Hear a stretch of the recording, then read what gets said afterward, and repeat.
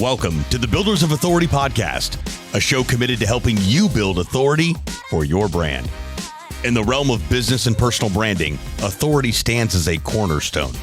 Authority isn't built overnight, it's built over time. So join us as we build something remarkable together.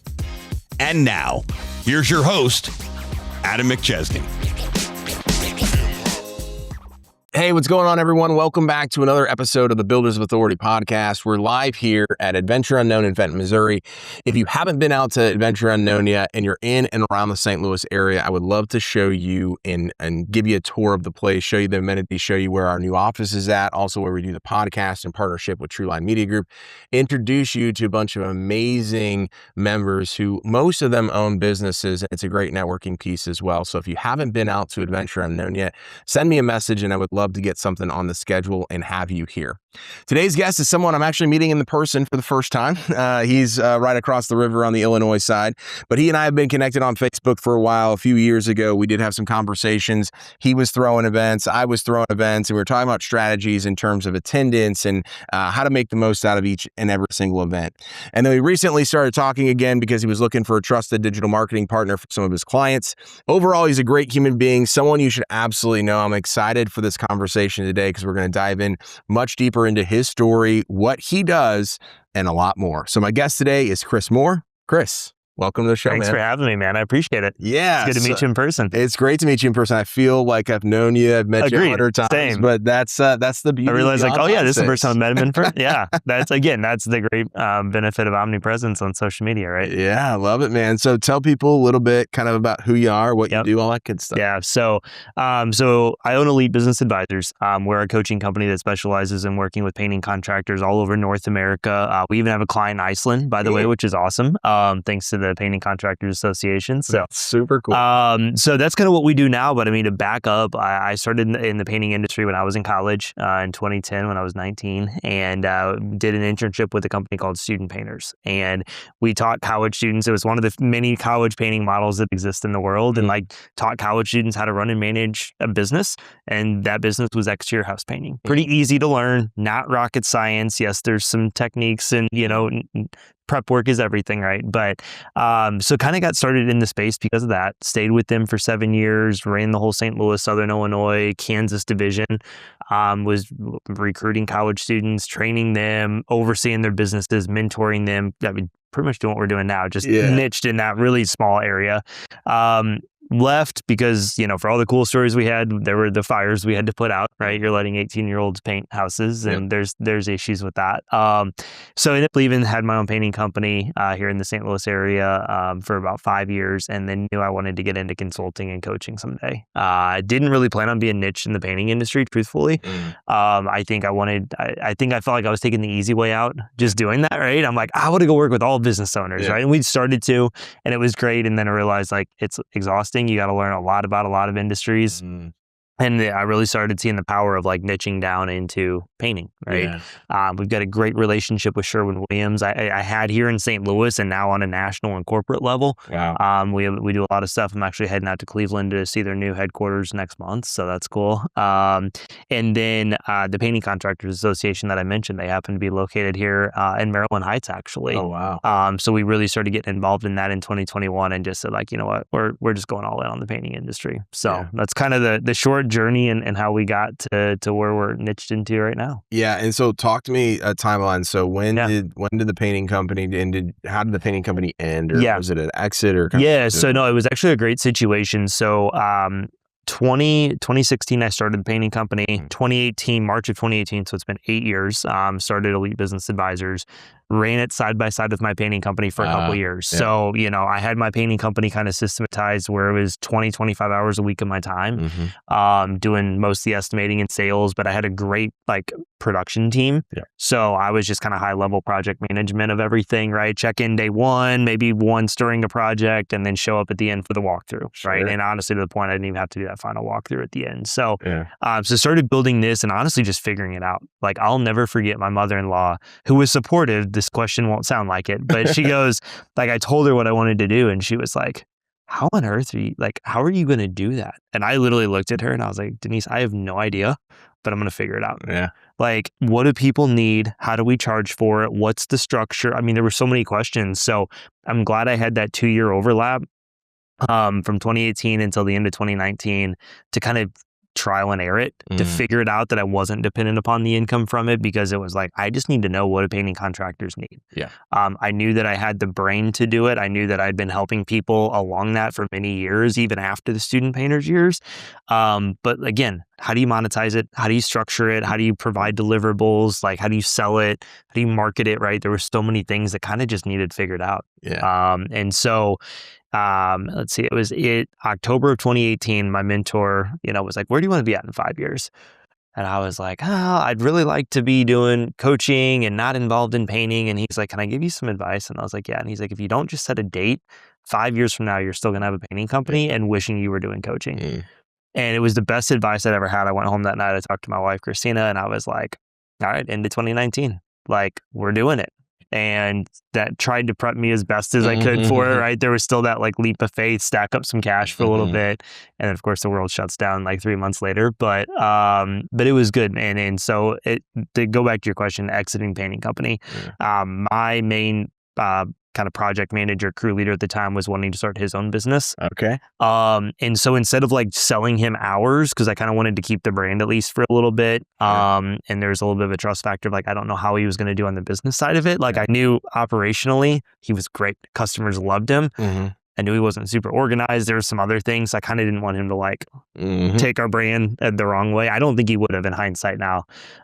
So we ended up just doing like a 10% referral fee. So all the relationships we had, the previous customers, they'd call me, hey, we need something done. Hey, I'm not in the industry anymore. Do you remember Trent? Oh yeah, Trent was awesome. Trent's actually started his own business now. Here's his number. Nice. And so we kind of just had a system in which we kind of monetized all of that future work. So it was great for him because then I had some income coming in from it. And it was great for him because he didn't have to go out and start advertising right away. And it kind of like helped him launch his business too. So it was a great win-win for both of us, actually. That's an awesome story. So it was end of 2019. Yep. And then as you mentioned, the world shut down. Yeah. So talk to us about that first year, man. Yeah, that was a journey, dude. Like, for all the obvious reasons, but then like the business side of it, right? Because so I'm thinking, right, okay, so we're going to do this. I don't want to just work with painting contractors. I want to work with all business owners. What am I going to do? Networking and events. Right. Yeah. We all know how that went. So it's like, okay, pivot, right? And I think it honestly taught me a lot about like just pivoting in times. Like, I mean, so many businesses had to pivot during those times, but like for us, it was like, okay, we had this plan of, I was super involved in B&I, getting involved in the chamber, like a lot of stuff over where I live at, being a part of different events, being able to speak at them. And it was like, okay, well, all that just went away, right? Nobody's meeting in person. Nobody's having events with 100 people in a room that I can share value. And, okay, so what's the strategy now, right? So I think that honestly kind of started directing us into the Sherwin-Williams network because we had a foothold in that here in the St. Louis market and slowly starting to kind of branch out into other cities. And so like opportunities started coming to us, right? And I mean, we had some people were helping build a website for them at the time. That's when I quickly realized I didn't want to do it. But just people that were like, you could do it on Wix. They just needed a credibility website, right? Because again, all these businesses have to pivot now too, right? Things change for them. There was a handful of companies we were doing some of their social media stuff for, content creation, Google My Business postings. That I think we did a great job of it all. It just wasn't like our long term. I'd rather have a partnership with you for like you guys. Oh, you guys are great at that. I want you guys to do that for our people, right? And so like there was a lot of different things, but again, through that trial and error process, it really started. It allowed us to see what we were really good at and the things that were like, okay, this makes money for us, but it's not our long term strategy, right? This is good for a season. We're able to be a win-win partnership still, but like this isn't our strong suit long term. I related back to a lot of painting contractors, like, they first start their business and they'll remove wallpaper. They'll take your popcorn ceilings off. They'll like, yeah, sure, I'll fix all these drywall seams. Like I'll do all of this stuff, right? And then you realize after a couple of years, like, I want to show up and just do repaints that we can show up, be in, out, no unknowns, no like stress, right? So yeah, that kind of, that whole year was really just like, okay, didn't go as planned. But I think it was probably good too, because I hadn't really built our business up as much as I wanted to. So like my wife and I had no expenses at that whole year. So it kind of, again, it all worked out how it was supposed to. Yeah. And so you got through that year, right? Then you start to have the relationships that are built. You start to really like say, hey, we're just going painting contractor lane. What was that process like, and how did the business evolve once you're like, hey, we know what we're doing, we know what we're good at, let's go all in? Yeah. So a lot of it became the relationship with the PCA and the Painting Contractors Association. So early 2021, I'm talking to their creative director, and he's like, I have this vision and we were starting to do some like webinars with them and stuff. But he's like, I have this vision. And I was like one of the only industry experts. I always love that they call me an industry expert, right? It feels weird, but I'll take it. Like here in the St. Louis area, right? So I was always their guinea pig because I could just shoot over to their office and do stuff. So he's like, I have this vision that they had a podcast, went out once a week. He's like, I want to release an episode every single day. Wow. But we don't internally have the ability to do that. But we would love to partner with our industry partners that, so-and-so has a podcast, so theirs goes out on Tuesday, and so-and-so has another one, and we take theirs and we put it out on our channel too, right? And I was like, well, Chad, that's really funny. Like, I've been thinking about starting a podcast at some point. And he was like, let's do it. And I was like, oh, okay, this is happening now, right? So April of 2021, we launched our podcast. We partnered up with them, so it'd go out on their channel too. So that was nice that we needed to build our own following with it, but we also had an existing listener base of thousands of people right away. Doesn't get much better. 100%. So we start April 21, launched the podcast, doing it with them. I'm going over to studio. I missed the stuff, by the way, because I don't do this anymore with them, but we're going to studio. We're recording, once or twice a month too, just like you do. And we're building momentum, and we're starting to slowly see some results trickle in because of it. Hey, we heard your podcast. We want to schedule a call with you guys, right? But it wasn't like mind blowing, right? Never. Honestly, to the point, I see why most podcasts don't go longer than 10 episodes because people get 10 episodes in, they're like, this isn't worth it, right? It's consistency and momentum. We just released episode 250 a few weeks ago, which is cool to see 250 weeks straight. But long story short, we go to the PCA does a big expo every year in February. We have 600-700 painting contractors show up at it. Wow. I go to it. It's always in February. So I go to it in February 2022. And it was the craziest experience of my life because we had built all of this digital momentum for at least a year, right? A little bit longer than that, but at least a year. And I'm there and everybody's like, oh my gosh, you're Chris Moore. And I'm like, thankfully we all have name tags, right? And I'm like, hey, Adam, how's it going? And it was I was so not prepared for that, right? I'm showing up. It was probably it was really the first expo I'd been to. And I'm showing up and I'm just holy, I remember going to my hotel room and just sitting in silence for an hour to decompress because it was, and so it was cool to see the way that our brand was built and to see the relationships, the trust, people were loving the content we were putting out. But it was just so not expected for, right? And that was when our business just hockey stick growth, absolutely crazy. I think I raised our prices twice during the trade show because I had so many people that were like, oh my gosh, we've been listening to you. We want to work with you guys. And I'm like, holy crap, supply and demand, right? Okay, well, we just went from here to here now, right?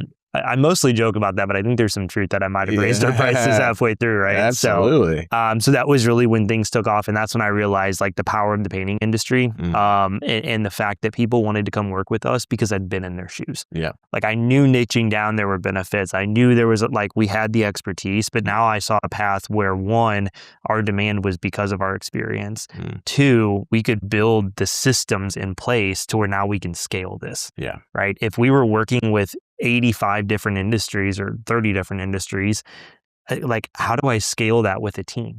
Right. I know I can coach them, but how do I duplicate that thinking? So I started seeing the vision of the long-term piece of it. And as you started to build the team, talk to me about what that's been like, where you have people come in, right? They're the Chris and Adam, the fan, even my client before this was like, hey man, I feel bad sometimes when I reach out to you because I'm working with your team, but he's like, you're the face of the company. You're who I know. You're who I signed up. I said, dude, all good. That's what I'm here for. Conversation. That's what this is about. But it's also scary, especially when there's that more coaching consulting thing where they're like, I resonate with Chris's story, as you mentioned. I want that. So how has that been? Man, it's been a journey. So 2023, we hired our first advisor. Okay. So we go to Expo 2023. Chris is tapped out. Like I literally had 30 clients I was coaching, and most of them are on a twice a month plan, right? So like twice a month, some on a once a month plan. And I'm just like, after that expo, I'm like, I cannot keep doing this. Like, and I knew that, again, a great problem to have. Right. Yeah. And so I was like, I got to figure this out. And so kind of glad I felt like I had my back up against the wall, because it forced me to start doing what I knew I needed to do. I wish I would have did it 6 months sooner, but, honestly, kind of same thing, like hire and just start figuring it out. We had a great advisor. Her name was Jess. She was super coachable. She had some good knowledge with her, and kind of started, it allowed me to start seeing what do we need and how to build this, right? We just hired our 8th advisor. Again, some of them are part-time, 2 to 4 clients, because they still run a painting company. We've got one that's full-time, a couple that are, have 7 to 8 clients. So, anywhere in there. And like, we finally feel like we've got it dialed in. But I think back to that first hire, and it's like, okay, how do I start taking what's here and like teaching it to others to coach and teach on, right? Like it was a whole nother level of systems and structure that I didn't even know existed, right? And so it was definitely a journey, as we kind of got through our first advisor. Our first 2 aren't with us anymore, and not for any wrong reasons. And I'm kind of glad that we got on the other side of that, because I tell that a lot with our clients, like when you hire a project manager for the first time to oversee all of your production, you don't really know what you need. You can get input from people. I can tell them what they need, but until you actually go through that process, like I always kind of joke that like, unless you just hire a unicorn on the first one, like you kind of just need to hire somebody and go through it, and then you'll know what you need. And then the second one's going to be the right one, right? And that's kind of how we were. Like, we didn't really know what we needed in our advisors. We didn't know how to structure this.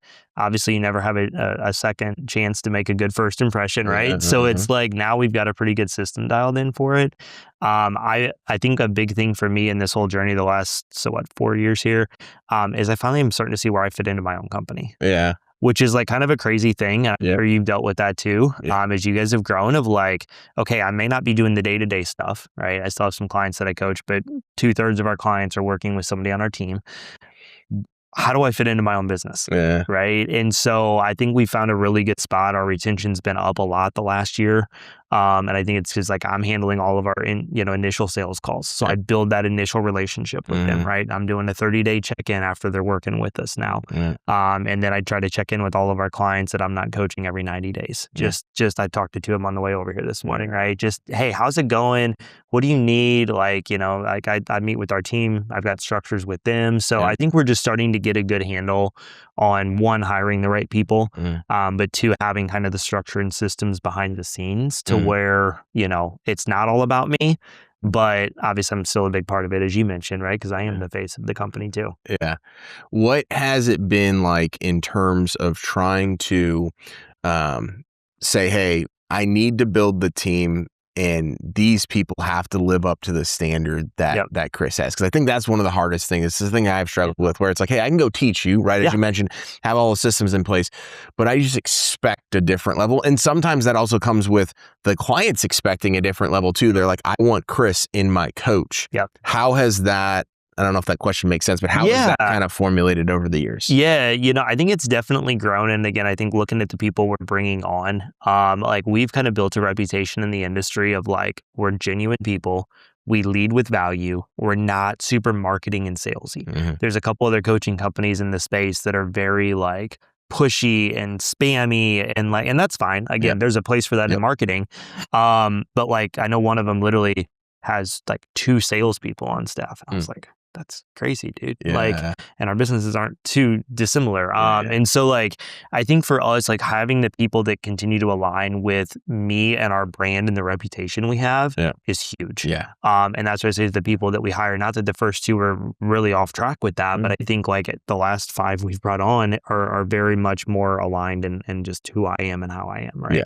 And so it's an easy kind of extension into how we do that. I think the other power in that too, with me handling all of our sales calls, is I get to then play matchmaker. Right. And this is what's cool. And I'm still batting 1,000 on this. But like, I always tell them like, hey, my goal in doing this is 1, get to know you, make sure it's a good fit for us, make sure it's a good fit for you, right? Go through all how we organize and structure this.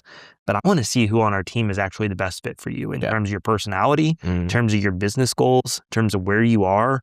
And I want to match you with who on our team is probably best suited to coach you, right? And as our team continues to expand, we've got 2 new advisors coming on board soon. Like we just have more of a dynamic in how we can do that. And so I think that's been really helpful too. Whereas I think, again, when we had the 1 or we had the 2, it was like, okay, well, you have to go to one of them. Okay. Well, we're going to do this and hope that it works out. And in hindsight, looking back on it, I'm like, oh yeah, I definitely. So I guess I'm not batting 1,000. I'm batting 1,000 the last couple of years, right? So, but it's because I had no options. It was like, I can't take you. Or that. Jess has options. Like, we'll try to make this work. And maybe it wasn't the best fit, right? That makes sense. What and so what all services do you guys provide? Yep. So mostly focused on coaching. Honestly, we have a group option for kind of smaller contractors that are under like 500K in revenue. We don't put hard lines on that, but that just need good foundations in place. That's something we rolled out 6 months ago. We've had amazing feedback on it. I feel like we finally nailed that. Because I knew that contractors that are that small, typically our one-on-one coaching is just a little too far out of their budget. We're priced probably just a little below average in the industry intentionally. But like there was still a gap there, right? So we do coaching on the group side of it. And then our bread and butter is our one-on-one coaching. We've got different packages put together, kind of, those that are, under $1 million. And then those, once you start kind of building out that leadership team, a project manager, estimator, office staff, like we have a whole second package that just, there's a lot more support in what you need from us at that next level of growth, right? So we finally kind of delineated that out to like a foundational stage and then that. But yeah, I mean, we do a lot of meetings via Zoom. One-on-one with them.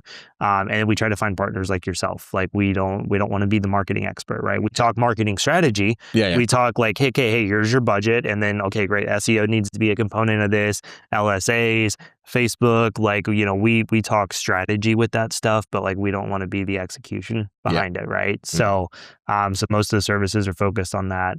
Most of our clients are focused on the residential repaint side. We have probably 70% of our clients are just res repaint, 30% do commercial and res. But that's kind of been our niche, but we do have a commercial advisor on board with us now. Oh, nice. Which is great for when clients either have specific questions, or want to break into that commercial side. Matt's there to kind of support them and coach them. So again, it's been cool to see our team dynamic grow skill set wise too. And going backwards a little bit, did you have a coach when you were, okay. So talk to me about like the impact. I know you mentioned mentor. I wasn't sure if that was also a coach or if they were separate, right? But talk to me about the impact that coaching had when you were growing your business, and then some lessons that you learned from being coached that has made you a good coach. No, I think it's good. So I guess I'll kind of clarify this. So I kind of had more mentor for probably 3 years, coaches the last 2. Got it. And I define that differently in the sense of, am I paying them or not? Right. Like that's what somebody's like, well, what's the difference between a mentor and a coach? And I was like, well, like conversation, nothing. Are you paying them? Is how I look at that, right? So, no, I mean, I think it was great for me to just have somebody to bounce ideas off of. I think everybody needs a coach in life. Truthfully, there's a book out there actually called that, and I love that. Even if it's fitness, right? Like whatever it is, like if there's an area you're struggling in, like having a coach can be a great thing, or to keep you from struggling in something, right? Yes. And so that's where I always knew the power of mentoring and like having somebody there. And so I tried to just do that as cost effectively as possible with the right people. But the last 2 years, I mean, with the coaching, I mean, it's been super, super beneficial, like to have that one-on-one, to have somebody that can look ahead for us.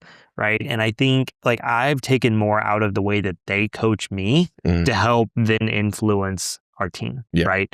Our main one-on-one coach, he was an entrepreneurship professor at Belmont. He's got tons of different various business experience, and he comes with like the outside the box ideas, but like in a good way, not like this is a crazy idea in left field. Like, we're Jeff, never what are you doing? This. Exactly, right? Like it's actually a good thing because he has a unique perspective because he's got a background in healthcare and a background here and a background here, right? And so, again, I think just having somebody that's like, he sees the future for us, right? He understands business models. He understands a lot of stuff. And so that's been super helpful to navigate, our team culture and dynamics and stuff.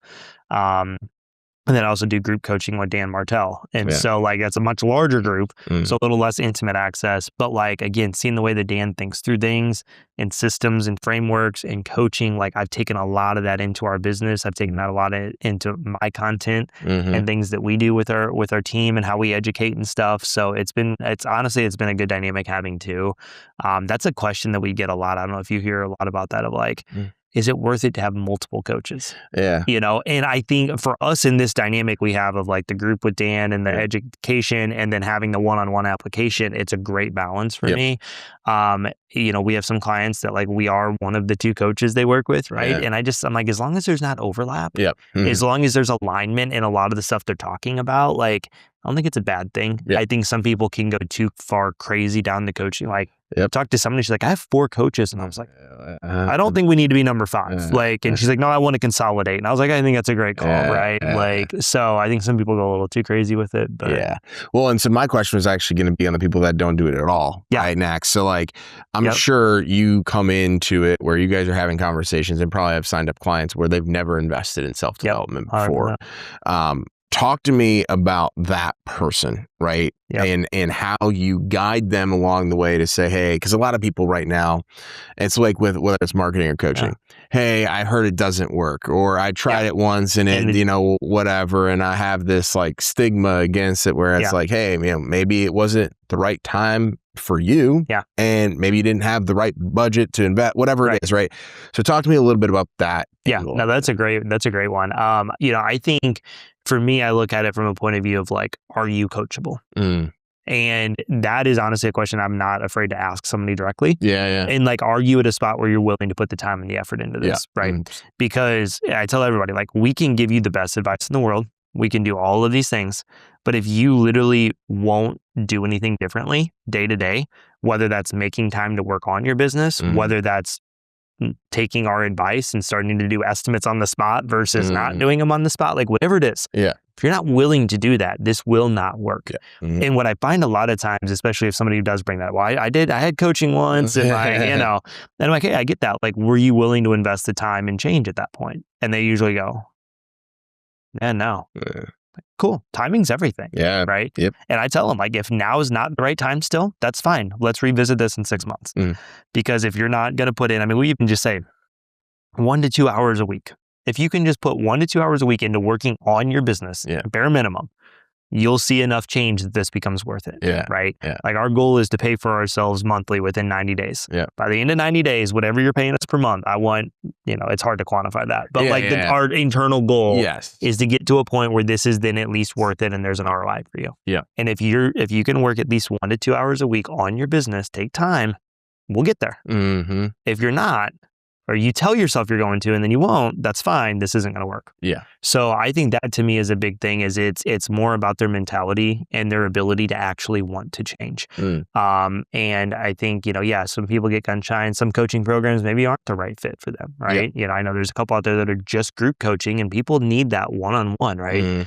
With our group coaching, we've included a 20-minute one-on-one each month with our advisor, Ted, that's running that, where they still at least get some face-to-face interaction and aren't relying upon having questions answered within a group of 6 or 7 or 8 people, right? So, so I think people just need to see that, like, there's different structures out there, and one coaching company that didn't resonate with them, even if they were willing to put the energy into it, it might be structured completely differently than how we are. What are your clients or potential clients asking you right now about how they should be handling AI, technology, all that stuff? So the problem is some of them aren't even asking, which is concerning. I should do a presentation in a few weeks at a Sherwin event about like AI use in your painting company. So, I think the biggest things is, one, the marketing world, right? And that's, I might call Adam, talk to him about that.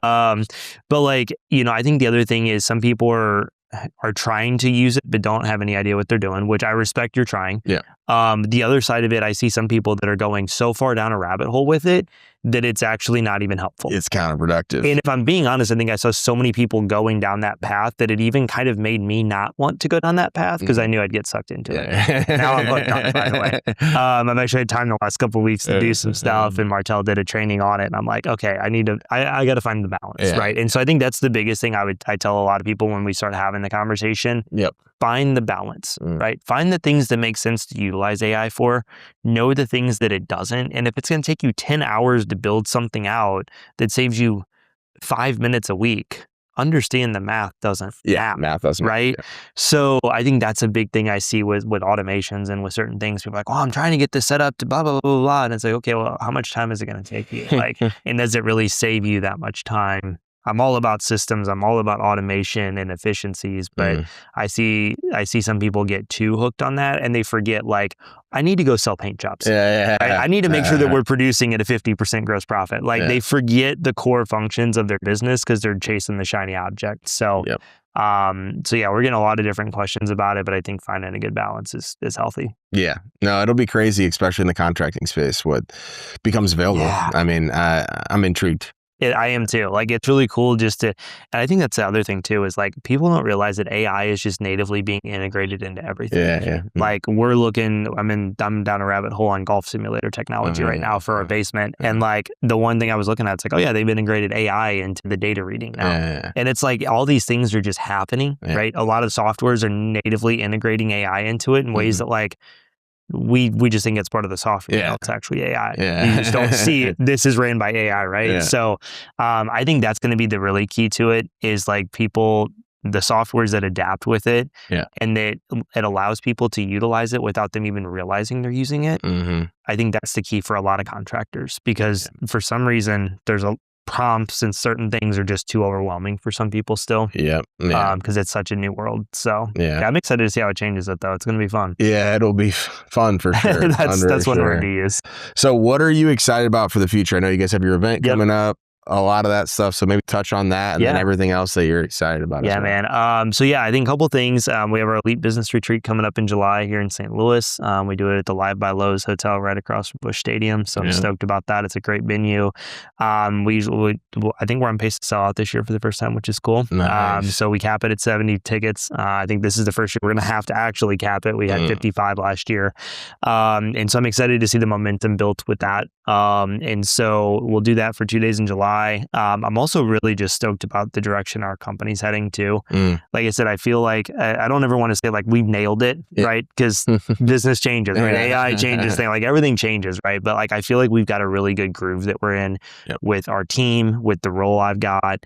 We're in a scalable spot right now. And as long as we have the operation capacity to handle clients, like it kind of is more of a marketing and sales game this year for us, which is cool. Because there's not a lot of overhead cost that goes up with that, right? So I think I'm just really stoked about kind of where the next year's heading. We're getting our own office space. We got one of our advisors is moving here later this summer. So it'd be cool to be not 100% virtually with our team, which is awesome. So yeah, I think we're heading in the right direction. We built some great momentum the last, 5-6 years. We're starting to see that continue to pay off. And I feel like I can maybe get a little bit of my time back this year. That's what I'm most excited about. I have random days like this where it's like, oh yeah, I can shoot over to Fenton and do this. And not like Adam, I'd love to do this, man, but I can't pencil it in. So I'm stoked about that. What about for you?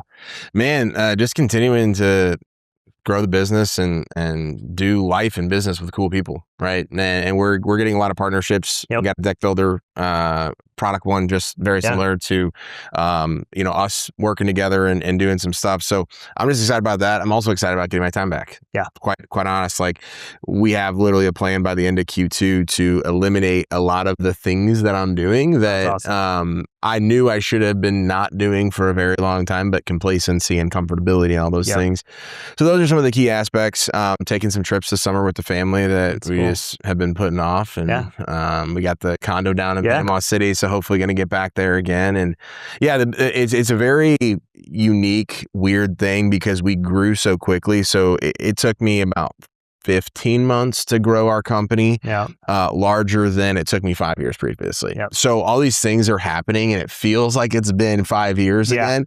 And so it's part of it is also just like me trying to get back to foundational things of appreciating the journey. And when there is the chaos of all this stuff, being like, man, remember all the other days where like you just wished and prayed for what you have right now. So part of it is like this personal journey that I'm also going on with the help of coaches and things like that to really just enjoy what I'm building, not just building.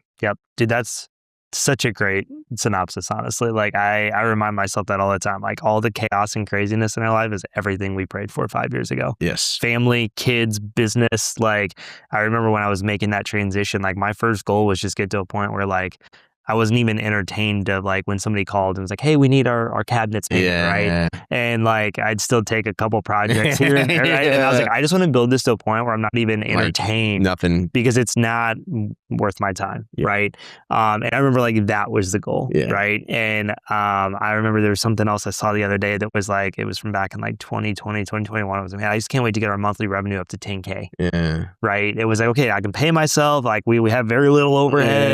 And it's like, I just want to get to 10K, right? And then it was like to see where that's grown over time with our team and like, yeah, man, we don't stop and appreciate that journey enough. And I think again, through coaches, mentors, all the people around us, it's like taking time to really stop and think about that, to think about what you've built over 15 months, right? Where we were 4 years ago when we had that hockey stick growth, like it was cool to be back in Orlando again, same area where we had that conference in 22. And like, I kind of took some time to actually reflect on that. And like, just, man, it's cool. And as entrepreneurs, we don't do that. Our clients don't do it. They're terrible about it, right? They hit the $1 million mark for the first time and they just keep building, right? And so taking that time to celebrate and appreciate and just reflect on where you came from is huge. It's huge.